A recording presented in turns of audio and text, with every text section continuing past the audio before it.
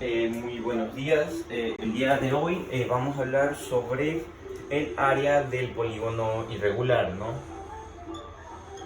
Área del polígono irregular.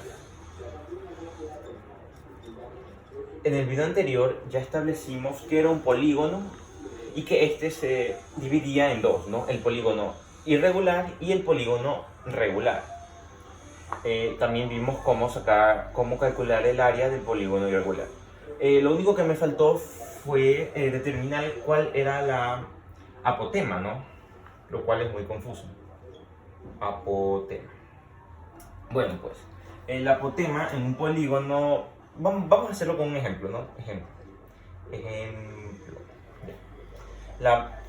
Primero dibujamos un polígono, ¿no? Un polígono. Esto es un polígono.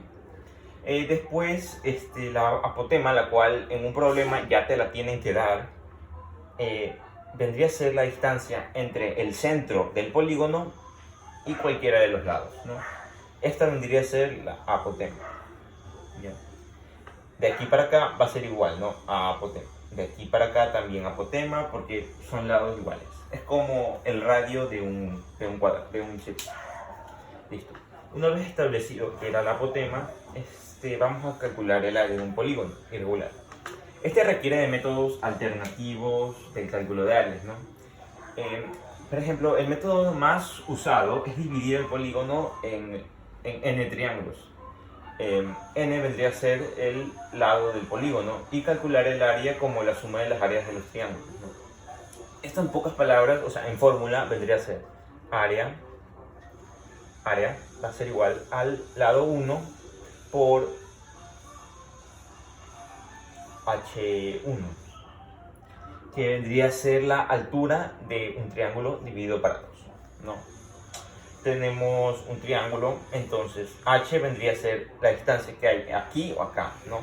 La distancia que hay desde el punto más alto hasta el punto más bajo. Este vendría a ser H, que vendría a ser height en inglés, pero se lo dice altura acá traducido, ¿no? L vendría a ser al número de lados, ¿no? Al lado. Y 2, pues 2, ¿no?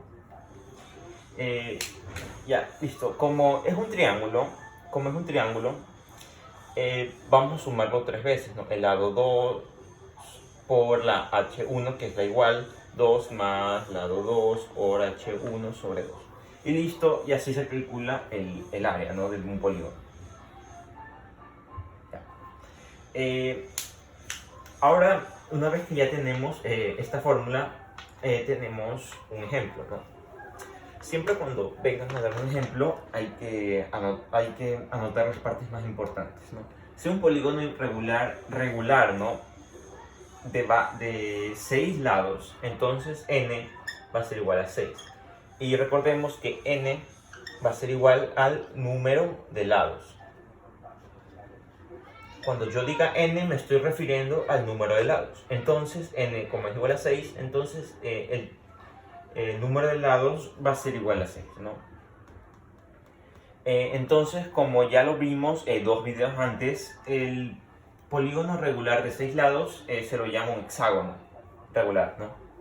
Entonces el problema nos dice que cada lado mide 3,1 centímetros, ¿no? Como ya lo establecimos en el video anterior, los polígonos regulares tienen los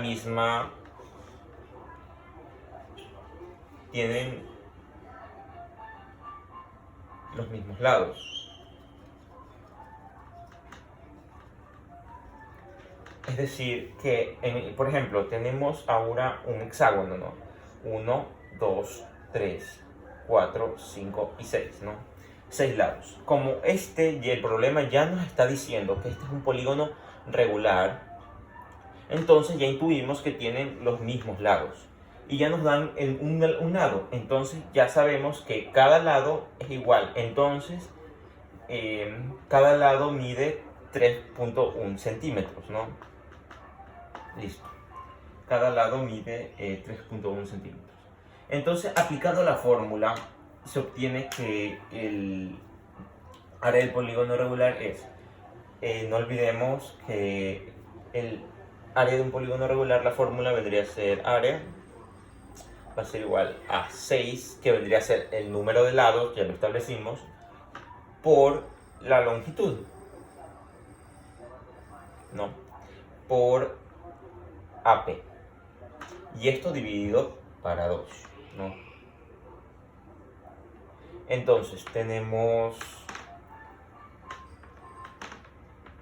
3, que es el número, simplificamos acá, tenemos 3, que es el número de lados, por la longitud, por la apotema, ¿no? Entonces tenemos 3 por 3,1 por 2,7, ¿no? Este 3,1 sale de acá, ¿no? De la longitud de un lado. Y como es un regular, todos, ya explicamos que todos son iguales, ¿no? Tenemos 2,7, que es la apnea, que también está en el problema, lo cual ya nos dio. Y ya establecimos que es la distancia aquí entre en el centro y el lado inferior, ¿no?